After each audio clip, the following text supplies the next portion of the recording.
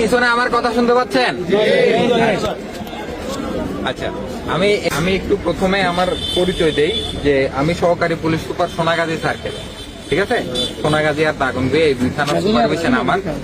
এখন আজকে মানে একটা তথ্যের ভিত্তিতে স্যার কই ওই বিকালে যে কোনো ভাবে আসা একটা গোপন তথ্যের ভিত্তিতে পুলিশ স্যারের বাসায় হচ্ছে মানে রহিম স্যারের বাসায় অভিযান পরিচালনা করছে।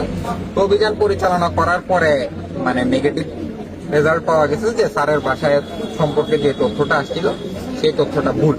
তো এখন এই বিষয়ে যদি স্যারের কোনো ধরনের পুলিশের উপরে মনক্ষুণ্ণতা থেকে থাকে, পুলিশ ডিপার্টমেন্টের পক্ষ থেকে স্যার আপনার কাছে এই বিষয়ে আমি ক্ষমা চাচ্ছি। যেটা একটা বিষয়। আর দ্বিতীয় বিষয় হচ্ছে এই বিষয় নিয়ে ধরেন নির্বাচনী শান্তি শৃঙ্খলা রক্ষা বা নির্বাচনী নিউট্রালিটি রক্ষা নিয়ে হয়তো যাদের মানে মনে প্রশ্ন তৈরি হয়েছে, তো আমরা মানে এই পরিকল্পনাটা করার জন্য দাগনভূঞা থানা এলাকায় নির্বাচনী দায়িত্ব পরিচালনা করার জন্য আমরা স্পেশাল সুপারভাইজারি অফিসার হিসাবে চাঁদপুর থেকে একজন এডিশনাল এসপি আনতেছি।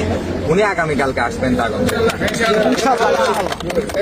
উনি আসবেন, উনি আসার পরে আমি ওনার সাথে ব্যক্তিগতভাবে বসবো, ওনার সাথে আমরা ব্রিফ করব। আশা করতেছি ওনার সাথে এবং আমার সহযোগিতা এসপি স্যারের নির্দেশক্রমে আশা করতেছি যে এখানে আমরা সবাইকে জনগণকে একটা ফ্রি এন্ড ফেয়ার ইলেকশন উপহার দিতে পারবো।